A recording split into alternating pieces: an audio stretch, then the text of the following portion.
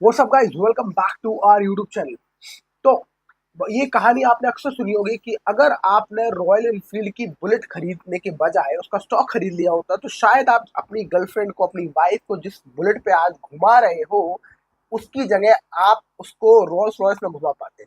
ये कहानी मैंने अक्सर सुनी थी स्टॉक मार्केट की दुनिया में कि ये कहानी बहुत बढ़िया कहानी है और ये बहुत बड़ी इंस्पिरेशन है उन सभी के लिए जो इन्वेस्टिंग में अपना कदम रखना चाहते हैं। पर आज मैं आपको इससे विपरीत कहानी सुनाने वाला हूँ। टाटा मोटर्स का स्टॉक, टाटा मोटर्स का अगर आपने स्टॉक खरीदा होता और आपने 3 साल पहले उसकी कार खरीदी होती तो शायद आपने कार खरीदी होती तो शायद आप बेहतर स्थिति में होते as compare to the stock. Tata Motors की जो कहानी हुई है पिछले 3 साल के अंदर, जो कहानी खराब हुई है, आप कहेंगे कि यार शायद मैं टाटा मोटर्स का स्टॉक ना लेके कार ही खरीद लेता। तो आज हम बात करने वाले टाटा मोटर्स का स्टॉक का एनालिसिस और एक बात देखने वाले कि इसमें हुआ क्या है। पिछले 3 साल में इसमें इतना डिप्रिसिएशन हुआ है, स्टॉक में इतना ज्यादा गिरा है कि आप 6 लोगों की वाट लगा दी। मोटा मोटा आप देखें तो 1,000 रुपए के ऊपर गया था ये और आज ये 600 के आसपास घूम रहा है, यानी कि 40% का डिप्रिसिएशन हो गया। 40% इसकी वैल्यू खत्म हो गई आपकी पैसे की। अगर आपने 1,000 रुपये खरीदा तो अब आज आपके पैसे सिर्फ 600 रुपये बचे। अगर आपने शायद 3 साल पहले कार खरीद ली होती तो 40% का डिप्रिसिएशन 3 साल के अंदर नहीं हुआ होता। शायद हर साल का भी लगा लें आप तो 10% का डिप्रिसिएशन, 30% का डिप्रिसिएशन मान लें आप कार की वैल्यू में। एट द सेम टाइम आपने उस कार को कितना यूज कर लिया होता, उससे कितनी ज्यादा मेमोरीज भी इकट्ठी कर ली होती।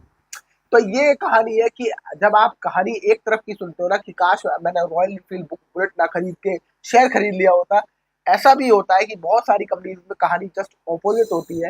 और इट ऑल्सो डिपेंड्स ऑन आप कौन से टाइम पे उस स्टॉक में घुस रहे हो। अगर आप 3 साल पहले टाटा मोटर्स में घुसे हो तो आप सच में ये फील कर रहे होगे, आपको लग रहा होगा कि यार मैं कहाँ फंस गया। पर ऐसा नहीं है। अगर मैं आपको सिर्फ 3 साल का चार्ट देख के बोलूं तो आपको शायद लगेगा कि सच में मैं सही बोल रहा हूँ, शायद मैं कार ही खरीद लेता तो बेहतर रहता। राइट। तो अगर आप देखो, अगर आप उसमें देखें वैसे अगर आप पिछले 3 साल के में 3 साल का डेटा उठाए तो शायद आपको कार खरीदना ज्यादा बेटर होता है as compare to Tata Motors का स्टॉक। पर कभी भी एक कहानी जो है या किसी भी स्टॉक को आप 2-3 साल या 4 साल के होराइजन में नहीं देखना चाहिए।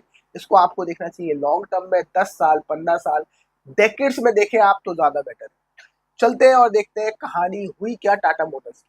तो करंटली मेरे सामने खुला हुआ है, करंटली टाटा मोटर्स का जो मार्केट कैप है वो है 2,44,000 करोड़ का मार्केट कैप। करंट प्राइस 664 रुपए, 664।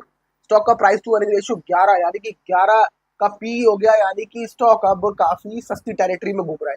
बुक वैल्यू 315, यानी कि स्टॉक वैल्यू जो प्राइस है वो 315 से 664, यानी कि दुगना प्राइस पे मिल रहा है आपको बुक वैल्यू।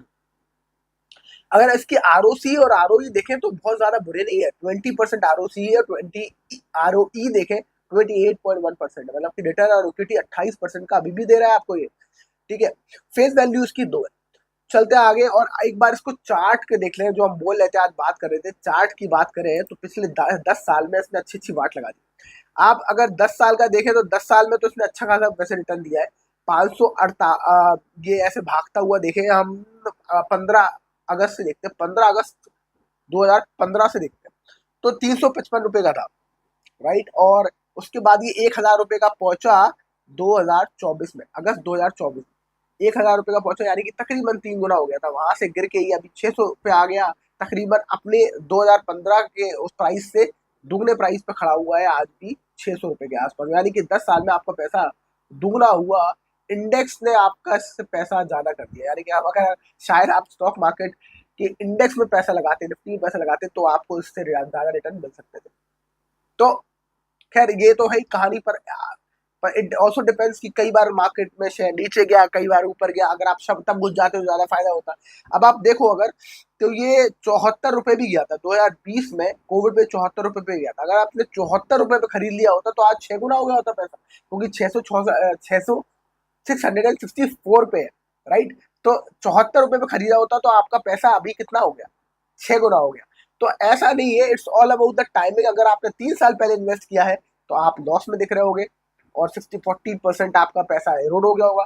पर आपने अगर 2020 में कोविड के टाइम पे इन्वेस्ट किया होगा 74 रुपए पे, तो आप 6 गुना पैसा लेके बैठ गए। तो इट्स ऑल अबाउट कि आप कहाँ से कहाँ तक का मेजर करते हो। कई बार होता है कि हम कहीं से कहीं तक का मेजर करते हैं, लगता है यार स्टॉक ने कुछ नहीं किया, पर कितनी बार वो नीचे गया, कितनी बार ऊपर गया, क्या उस अपॉर्चुनिटी को आपने इस्तेमाल किया, वो बहुत इंपॉर्टेंट है।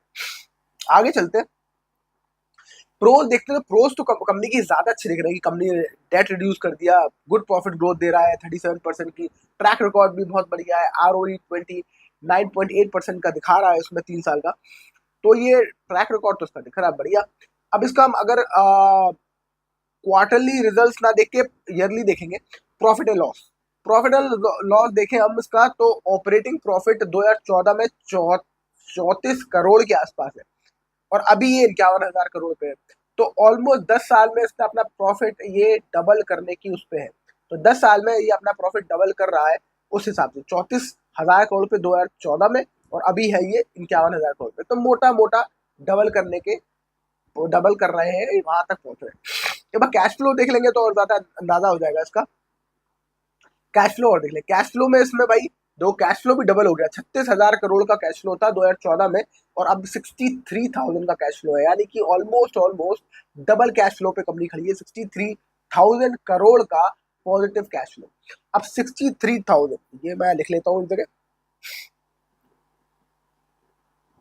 राइट। और इसको करते हैं हम 3 से मल्टीप्लाई, तो ये मोटा मोटा 180 हो गया। और 180 होने के बाद तो 1,80,000 करोड़, 1,80,000 करोड़ आता है इसका मार्केट कैप, अगर हम कैश फ्लो इंडिकेटर का इस्तेमाल करें। कैश फ्लो इंडिकेटर की हमने, याद करो, आपसे एक बार बात करी थी जब हमने बात करा था कि कैश फ्लो के हिसाब से अगर देखें तो 30 से अगर आप मल्टीप्लाई कर देते हैं उसके कैश फ्लो पे, तो कैश फ्लो उसका मार्केट कैप को रिप्रेजेंट कर देता है। इतना कैश फ्लो के बाद इतना मार्केट कैप होना चाहिए। ये हमें राकेश झुंझुनवाला साहब ने सिखाया था, क्या उनका कैश फ्लो इंडिकेटर के हिसाब से। तो 1,80,000 करोड़ की कंपनी होनी चाहिए, पर अभी ये है 2,44,000 करोड़ की कंपनी, यानी कि कंपनी का मार्केट कैप बहुत ज्यादा बड़ा हो चुका है उस हिसाब से, कैश फ्लो के हिसाब से, राइट। अब हम इसके बारे एक बार प्रोमोटर होल्डिंग और देखें, तो प्रोमोटर्स के पास है 42%, यानी कि खुद टाटा मोटर्स, टाटा कंपनी इसमें 42% की होल्डिंग रखते बैठी है। 17% है फॉरेन इंस्टीट्यूशन इन्वेस्टर्स, यानी कि बाहर के लोग 70% इसमें अंदर घुसे हुए हैं। DII 16% घुसे हुए हैं। गवर्नमेंट के भी स्टेक्स है 0.3%, और पब्लिक घुसी हुई है 23% के साथ। तो पब्लिक के स्टेक्स देखा जाए तो थोड़े से बड़े हैं विद टाइम। तो अभी रिसेंटली तो पब्लिक के स्टेक्स बड़े हैं, और FIIs और DIs के स्टेक्स कम हो रहे हैं इस कंपनी। तो FIIs और DIs अपने माल बेच रहे हैं, और पब्लिक इसमें माल अपना बढ़ा रही है। अब पब्लिक को क्या दिख रहा है, ये आप तय करेंगे आपको क्या दिख रहा है ऐसा, क्योंकि आप ही तो है जिसके पास इसके स्टॉक है।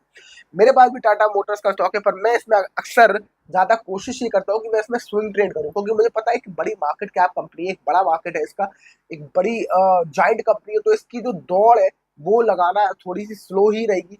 तो मैं इसमें जब ट्रेड करता हूँ जब ये बहुत ज्यादा पिट जाता है, जब एग्जाम्पल अभी रिसेंटली पिटा, तो मैंने थोड़े से टाटा मोटर्स अंदर कर लिए, तो मैं थोड़े टाटा मोटर्स रख लेता हूँ, क्योंकि मुझे मालूम है जो आपका कैपिटल है वो तो सेव्ड है भाई ऐसी कंपनी में। टाटा का भरोसा है, तो आपको ये मालूम है कि टाटा में अगर आप इन्वेस्ट करो तो आपका कैपिटल सेव है।